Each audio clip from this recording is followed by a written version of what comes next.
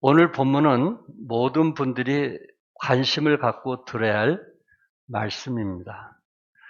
그 이유는 모든 분들에게 해당되는 문제를 다루고 있기 때문에 그렇습니다.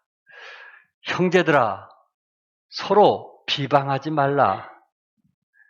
이 말씀은 누구나 빈번히 저지르는 죄이기에 때로는 심각하게 생각하지 않을 수도 있고요. 또 이 죄가 생활에 익숙해져 있다 보니 얼마나 큰 잘못인지 인식조차 하지 않을 수도 있습니다. 그러나 오늘 본문에서 이 죄를 아주 심각하고 집요하게 다루고 있습니다. 사도 야고보는 앞절에서 주 앞에서 낮추라, 그리함 주께서 너희를 높이시리라고 말씀하셨습니다. 오늘 본문에서 사도 야고보는 하나님 앞에서 자신을 낮출 수 있는 방법, 우리가 그리스도 안에서 스스로 낮아지는 방법, 그것이 무엇인지 오늘 본문에서 두 대지로 우리에게 말씀해주고 있습니다. 첫째는 다른 사람과의 관계에 있어서 판단하지 말라는 것입니다. 그 판단하지 말라는 것을 11절에서 12절에 세 가지로 말씀을 하고 있는데요. 첫 번째, 하나님의 말씀은 판단을 금하고 있다는 것입니다. 11절에 형제들아, 서로 뭐하지 말라고요? 비방하지 말라. 피차에 비방하지 말아야 하는 그 이유가 뭐냐면 우리는 그리스도 안에서 뭐가 되는 거예요? 형제가 되고 자매가 되는 거예요. 여러분 집안의 자식들이 형제와 자매가 될 수 있는 것처럼 교회 안에서도 그리스도의 피로 형제와 자매가 되었으니 서로 간에 비방하지 말라고 했습니다. 예수님께서 피 흘려 구원해 주신 형제와 자매가 되었으니 우리는 한 가족이 되었으니 결국 서로를 비난하게 되면 예수님을 비난하는 것이 되고 만다는 것입니다. 예수님도 비판하지 말라고 하셨는데 그 이유는 비난을 통해서 결국 자신도 비난을 받기 때문이며 또한 비난을 하게 되는 사람들은 예수님의 말씀을 무시하는 교만에서 오기 때문이라는 것입니다. 또한 우리가 형제를 비방해서 안 되는 것은 우리가 그 형제의 형편을 다 알지 못하기 때문에 그렇습니다.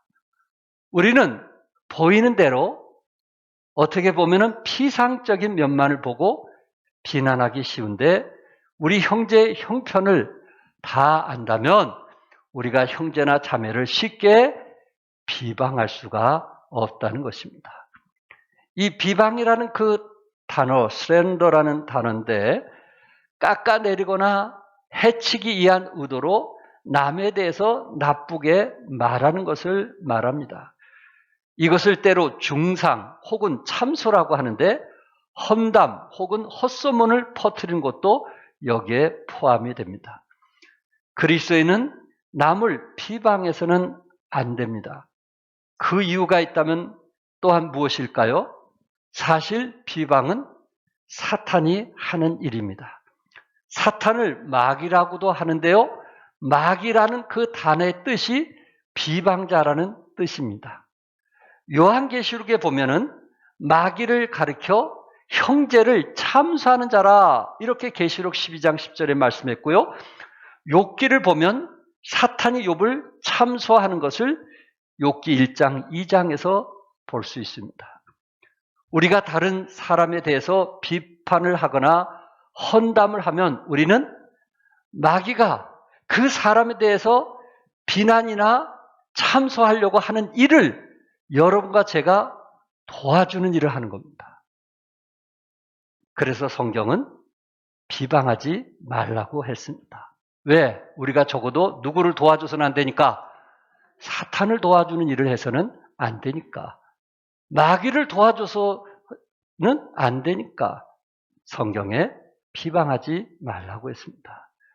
여러분이 잘 아신 대로 한나는 자식을 낳기 위해서 성전에서 얼마나 간절히 기도했는지 아시죠? 얼마나 부르짖고 기도했는지 모르겠습니다. 그의 얼굴이 벌겋게 달아오를 정도로 간절히 기도했던 것입니다. 그런데 제사장인 엘리가 그 모습을 봤을 때 꼭 대낮에 술을 마신 여자처럼 보였던 것입니다. 그래서 어째 네가 술에 취했느냐라고 비난을 했던 것입니다.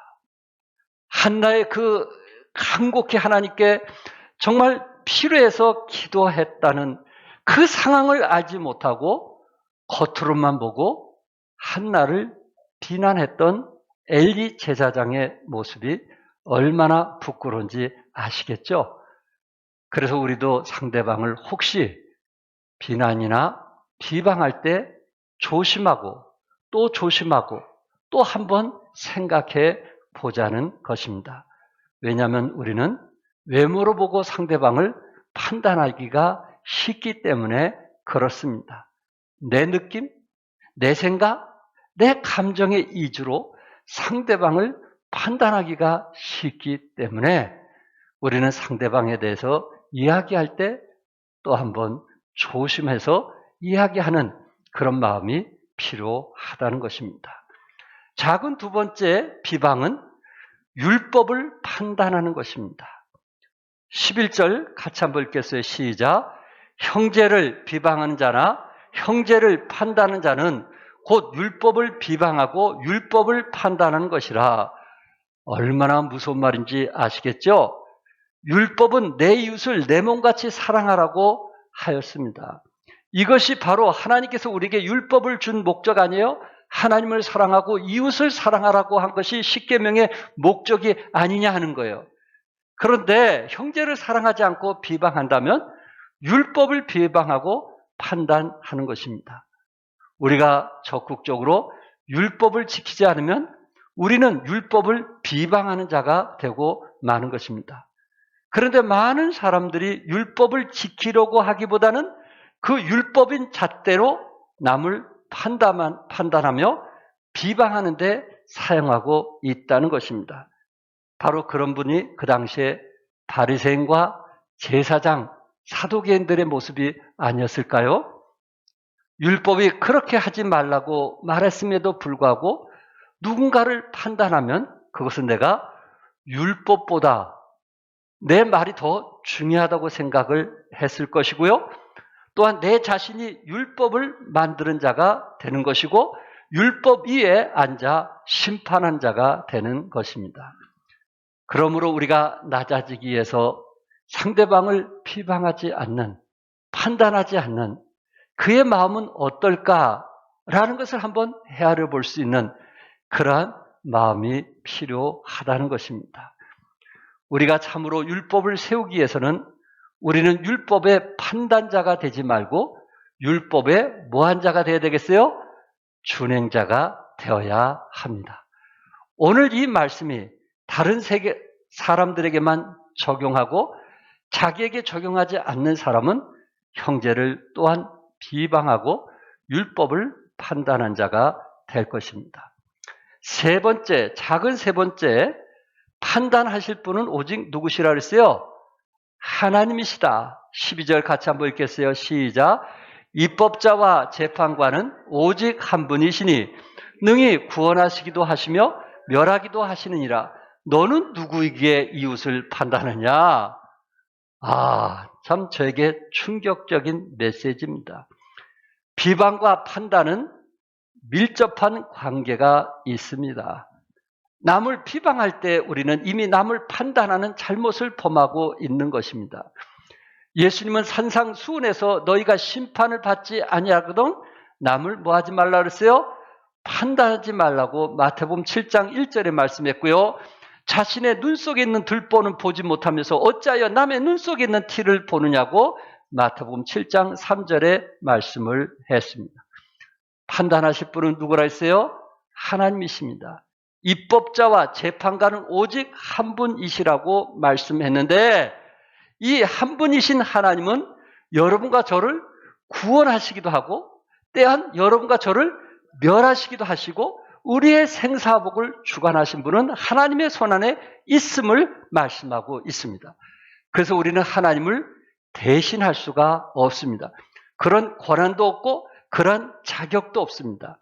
물론 때로 우리가 상대방을 분별하기 위해서 이런 얘기 저런 얘기들을 할 수 있어요. 그분 성향이 어떻다, 그분이 이런 점이 좋다, 이런 점이 참 교회에서 기여하고 있다. 이것은 분별이라고 하는 겁니다.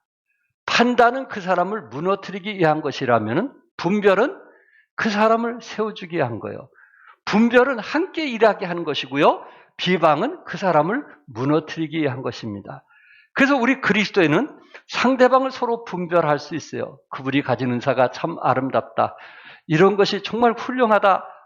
교회에 정말 유익이 된다. 그런 부분을 우리가 분별하면서 이야기는 할 수 있어요. 그러나 그 사람을 너무 쉽게 판단하거나 비방하지 않기를 바랍니다. 왜 그런지 아세요? 하나님이 그 사람을 쓰고 계시기 때문에 그렇습니다. 그래서 사도 야곱은 판단하는 자에게 너는 누구에게 이웃을 판단하냐?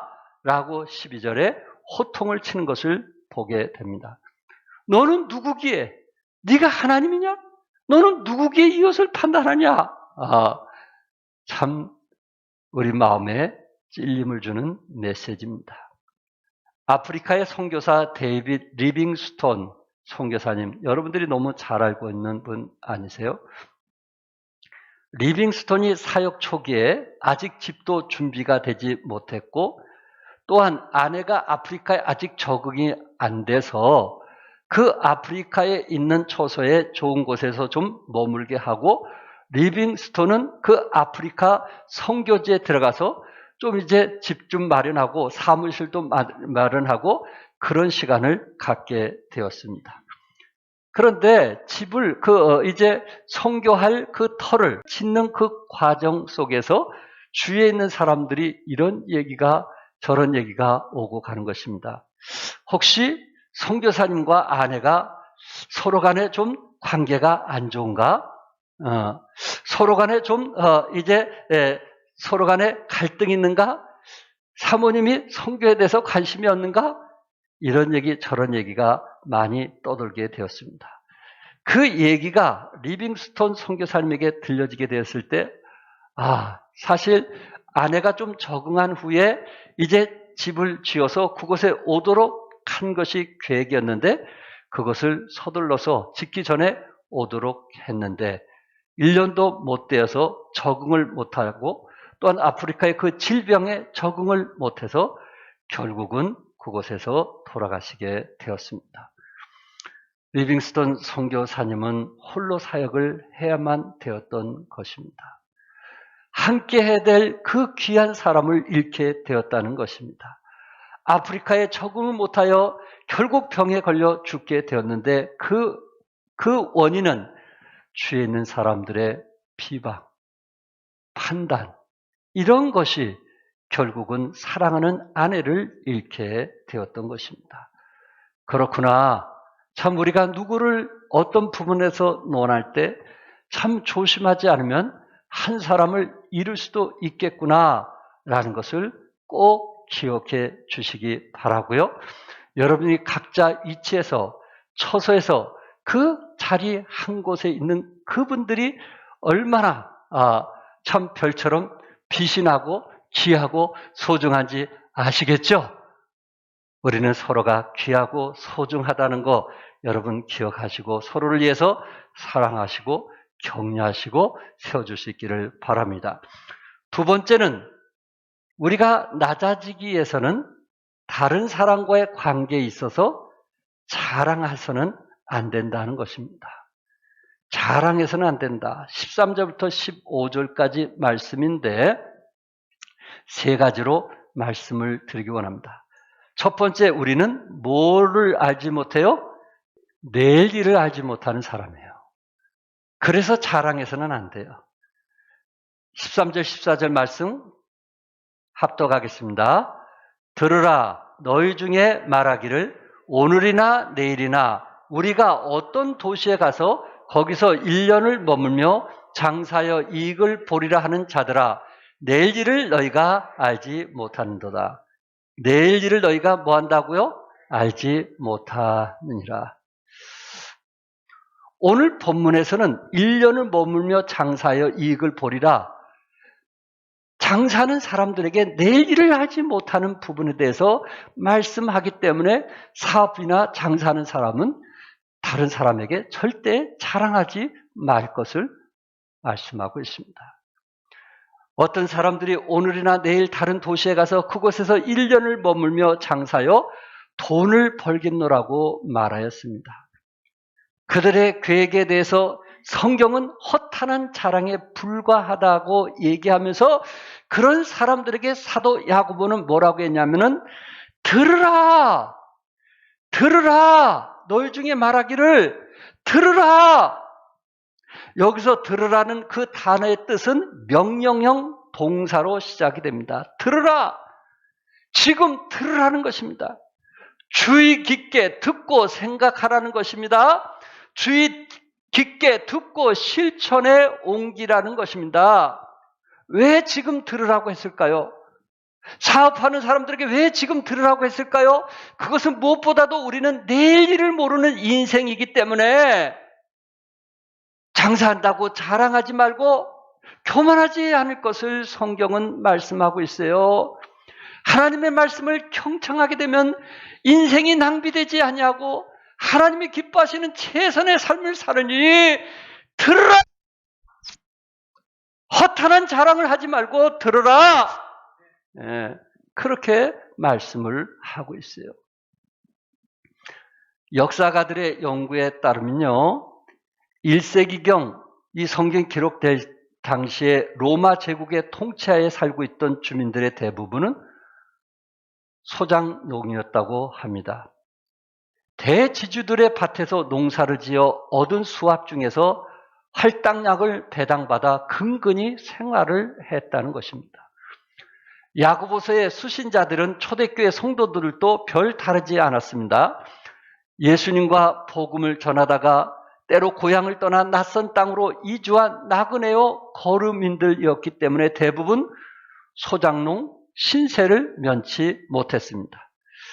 그런데 소수의 귀족들과 대지주들이 사회 전반을 장악하고 있는데 이분들이 장사에 눈을 돌리기 시작을 했고요. 이런 무역을 통해서 이제 부자로 급부상할 시대였습니다. 이 도시 저 도시로 다니면서 싼 물건을 구입한 후 다른 도시로 가서 상당한 이익을 남기고 되팔았습니다. 그런 상인들 가운데 예수 믿는 그리스도인들이 소수였지만은 그런 분들이 교회에 들어와서 또한 물질로 영향을 미치는 그런 분들이 교회 안에 있었습니다. 그런데 이 상인 가운데 사업을 하면서 그 실패하는 그 부분이 무엇이냐? 그래서 성경에 들으라고 말씀을 했습니다. 교회 안에 이제 같이 신앙생활하면서 그 사업하는 분들의 모습을 보니까 첫째로 이익을 보리라고 자랑을 했습니다. 이 단어는 신약 성경에서 단 한 번 나오는 단어인데 이익을 보린다는 그 뜻은 속이다라는 말입니다. 장사에 어떻게 하든지 이익을 보려고 하는 부정한 방법이라도 참 어떻게 하든지 이익을 보려고 하는 그러한 모습을 성경은 말씀하고 있어요. 그러다 보니까 하나님의 뜻을 묻지 않냐고 자기의 욕심만 채우기 위해서 수단 방법을 가르지 않는 사업가들을 말하고 있는 것입니다. 성경에 보면 이런 자들을 불의한 청지기로 비유하고 있습니다. 예수님께서 돈을 불의의 재물 또는 불의한 재물이라고 말씀하셨는데 재물 때문에 부모와 자녀 사이에 금이 가는 경우 있죠. 또한 돈 때문에 형제 간에도 갈라져 남남이 되어버리는 경우도 있을 것입니다. 돈 때문에 온갖 불의와 부정을 자행하는 경우도 있을 것입니다. 이처럼 돈이 불의의 도구가 될 가능성이 크기에 불의의 재물이라 이렇게 성경은 말씀했고 불의를 행하는 자는 내릴 일을 알지 못하니 뭐하지 말라? 자랑하지 말라는 것입니다. 또 하나는 하나님이 개입되지 않았다는 것입니다. 당시 유대인은 사업에 매우 뛰어난 사람들이 많았습니다. 유대인들만큼 장사는 세계적으로 잘하는 사람들이고요. 또한 국제 변호사 하면은 그거는 유대인들이거든요.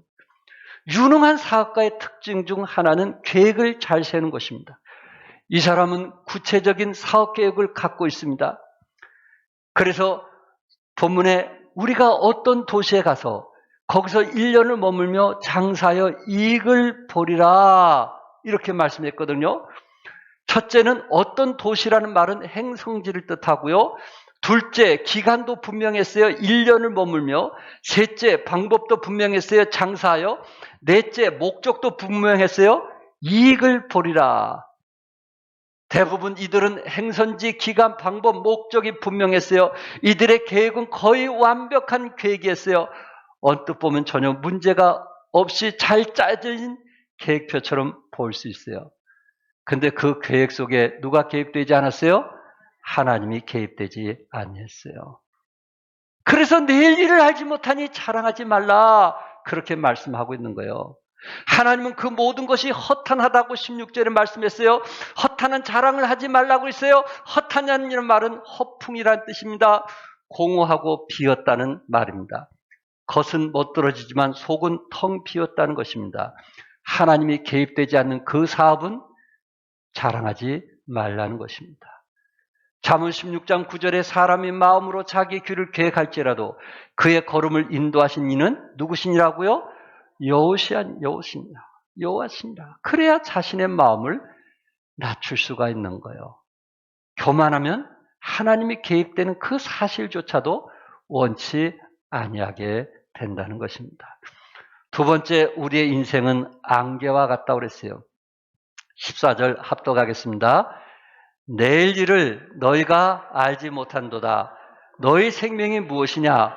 너희는 잠깐 보이다가 없어지는 안개니라. 우리 인생은 잠깐 보이다가 없어지는 뭐라고요? 안개니라. 아직도 영원히 살 것 같처럼 사시는 분 있어요? 우리 인생은요, 잠깐 보이다가 없어지는 안개로 비유했어요.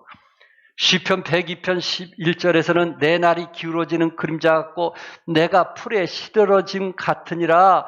사람의 그 생명이 풀의 꽃과 같고 그림자 같다는 것입니다.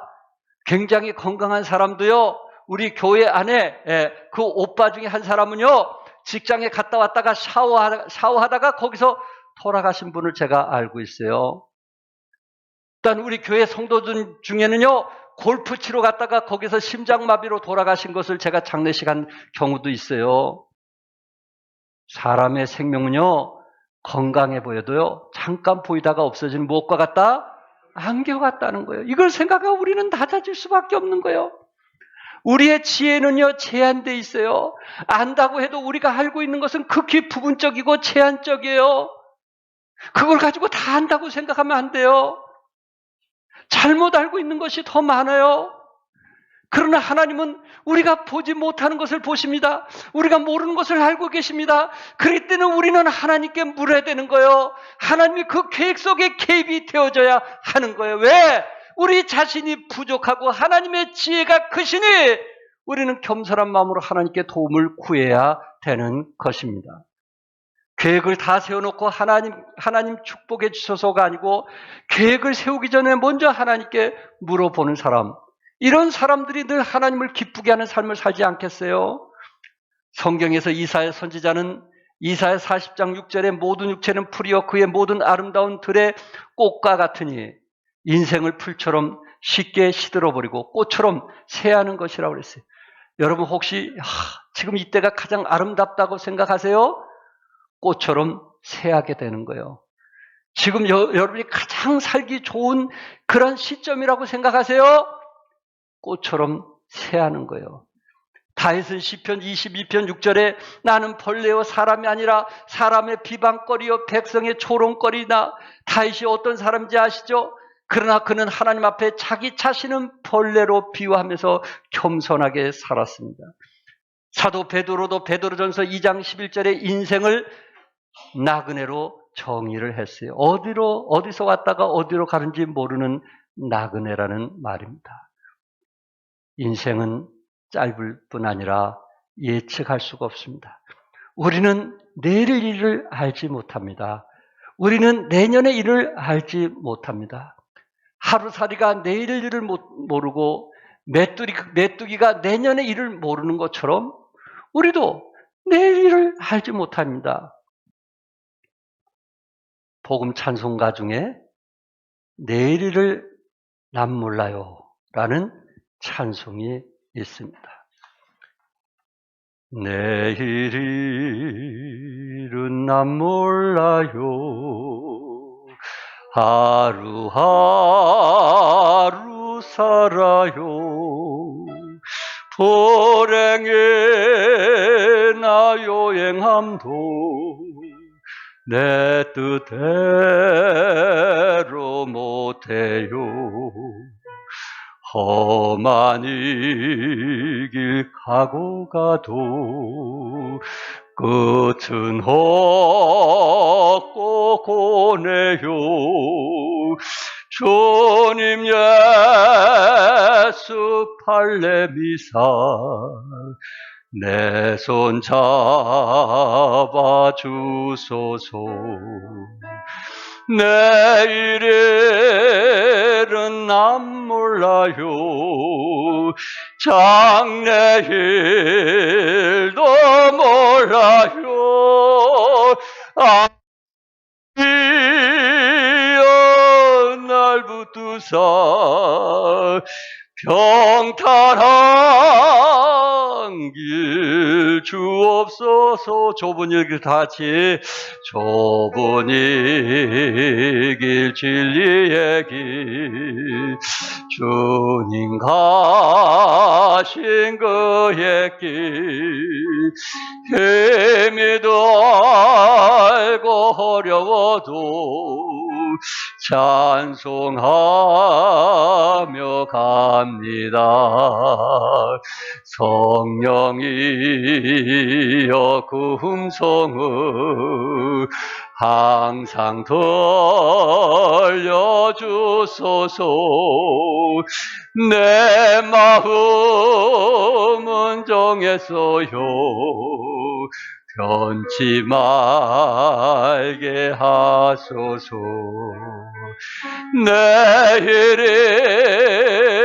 난 몰라요. 장래일도 몰라요.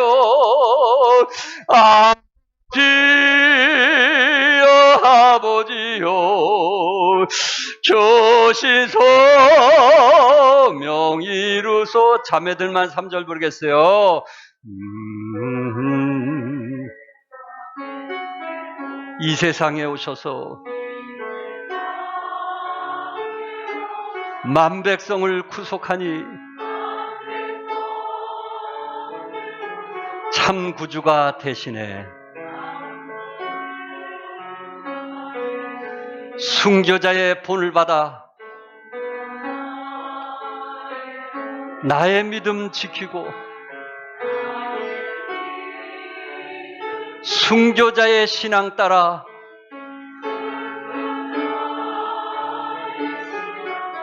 이 복음을 전하세. 다 같이 불과 같은 성령이여, 불과 같은 성령이여, 내 맘에 항상 계셔. 천국 가 그날까지 주여 제여 주옵소서. 아멘. 내일 일은 난 몰라요. 장래일도 몰라요. 아버지여 날 모아사 붙드사. 아버지여 날 붙들어 주옵소서. 사람이 40대까지는요 나이를 천천히 먹는다고 합니다. 그러니까 40대까지는 자꾸만 나이를 먹고 싶어 하는 거 아시죠? 저도 그랬으니까요. 50대가 되면요 1년마다 건강이 다르고요. 60대가 되면요 한 달마다 건강이 다르고요. 70대 계신 분 있으십니까? 자고 나면 건강이 다르다는 거예요. 80대는 뭐예요? 시간마다 건강이 다르는 거예요.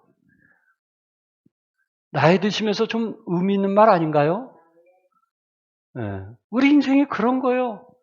항상 젊은 게 아니에요. 사람의 생명은 잠깐 지나가는 거예요. 그래서 사람의 생명을 안개와 같다고 했습니다. 끝으로 작은 세 번째, 모든 주권이 하나님의 손에 있기 때문에 우리는 자랑해서는 안 되는 것입니다. 15절 합독하겠어요?